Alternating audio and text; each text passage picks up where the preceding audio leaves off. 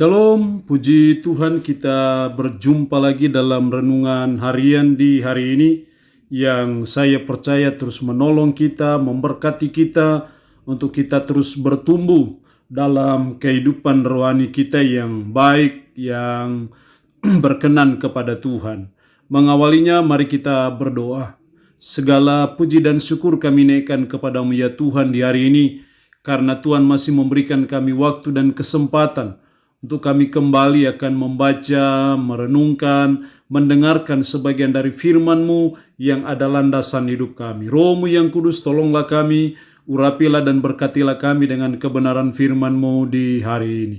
Dalam nama Tuhan Yesus Kristus kami berdoa. Amin. Nats firman Allah yang menjadi perenungan kita bersama di hari ini, saya ambil dari Yakobus pasal 1 ayat 2 sampai dengan ayatnya yang ke-8.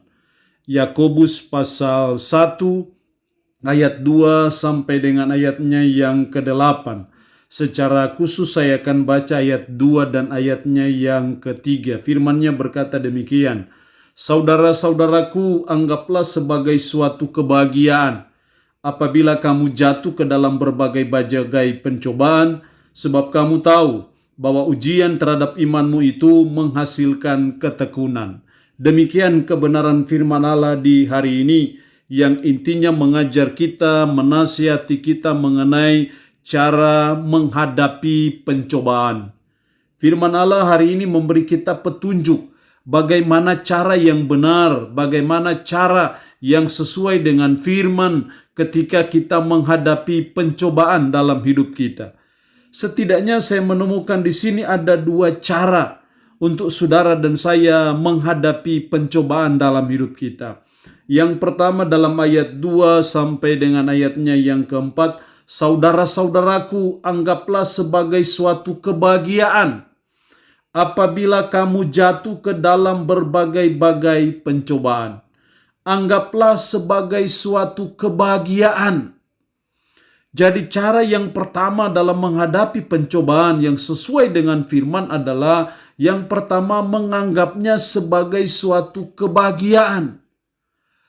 Kok bisa kita sedang menghadapi pencobaan yang berat, menghadapi pergumulan yang berat, mengalami tantangan, ujian yang sulit, yang sukar dalam hidup, tapi firman berkata anggaplah sebagai suatu kebahagiaan. Kenapa kita harus menganggap ini sebagai suatu kebahagiaan? Ayat 3, sebab kamu tahu bahwa ujian terhadap imanmu itu menghasilkan ketekunan.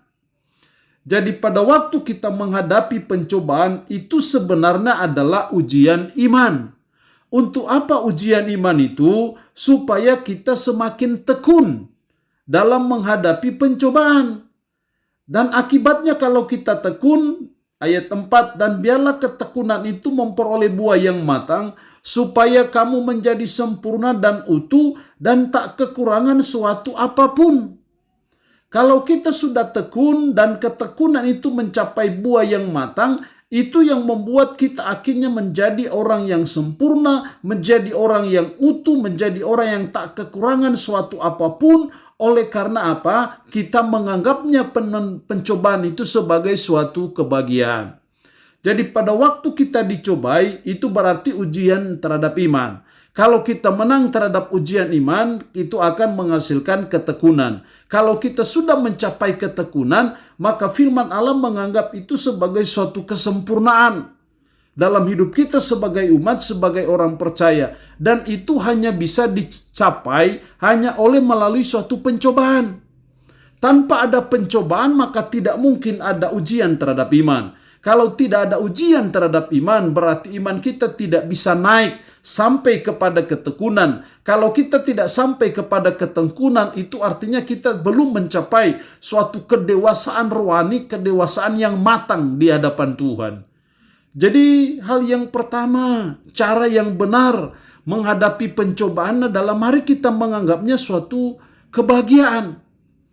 Ketika kita ada pandemi COVID-19, mari kita menganggap itu sebagai suatu kebahagiaan. Bahwa ini adalah ujian iman. Dan kalau Tuhan menguji iman kita, itu artinya Dia mau supaya iman kita naik level. Iman kita terus di-upgrade sehingga kita bisa mencapai ketekunan. Kalau kita sudah mencapai ketekunan, itu artinya kita sudah mencapai kedewasaan rohani di hadapan Tuhan. Dan Tuhan mau kita mencapai itu. Dan itu hanya bisa dicapai ketika saudara dan saya menghadapi pencobaan. Menghadapi tantangan yang adalah ujian. Karena itu mari sebagai umat, sebagai orang percaya, betapapun kita sedang mengalami masa yang sulit, masa yang kritis, masa yang emergensi dalam hidup kita, tapi kita belajar sebagai orang beriman untuk melihat itu dalam kacamata iman. Kita menganggapnya itu sebagai suatu kebahagiaan, karena kita tahu ketika kita mengalami pencobaan, kita sedang diuji iman. Ketika kita menang dalam ujian iman, kita akan mencapai ketekunan. Dan ketika kita sudah mencapai ketekunan, itu yang namanya kedewasaan rohani di hadapan Tuhan. Yang kedua, cara menghadapi pencobaan dalam ayatnya yang ke-5 sampai 8. Ayat 5, tetapi apabila di antara kamu ada yang kekurangan hikmat, hendaklah ia memintakannya kepada Allah, yang memberikan kepada semua orang dengan murah hati dan dengan tidak membangkit-bangkit, maka hal itu akan diberikan kepadanya. Tetapi apabila di antara kamu ada yang kekurangan hikmat, hendaklah ia memintakannya kepada Allah. Ayat 5 ini memberi petunjuk kepada kita mengenai cara menghadapi pencobaan. Yang kedua itu harus menghadapinya dengan hikmat Tuhan. Sekali lagi, yang kedua kita harus menghadapinya dengan hikmat Tuhan. Kalau kita tidak punya hikmat, Tuhan bilang minta. Kalau kita minta, harus minta dengan iman. Tidak boleh sama sekali, jangan bimbang. Ayat 6, hendaklah ia memintanya dalam iman dan sama sekali jangan bimbang. Sebab orang yang bimbang sama dengan gelombang laut yang diombang-ambingkan kian kemari oleh angin.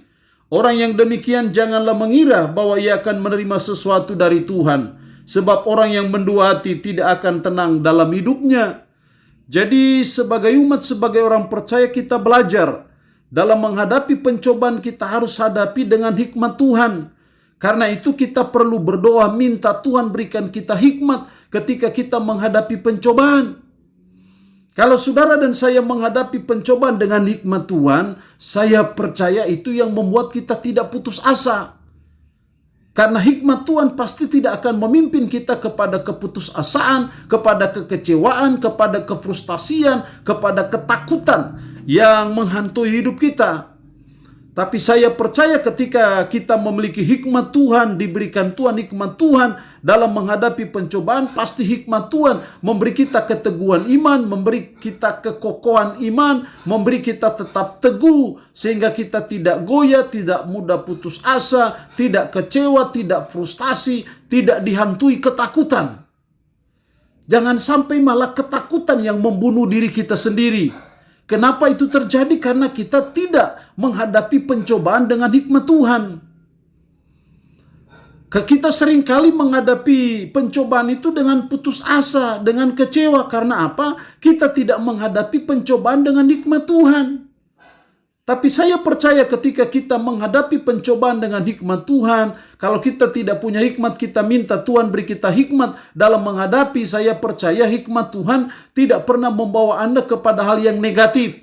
Hikmat Tuhan tidak akan pernah memimpin kita kepada keputusasaan, kekecewaan, dan kefrustasian.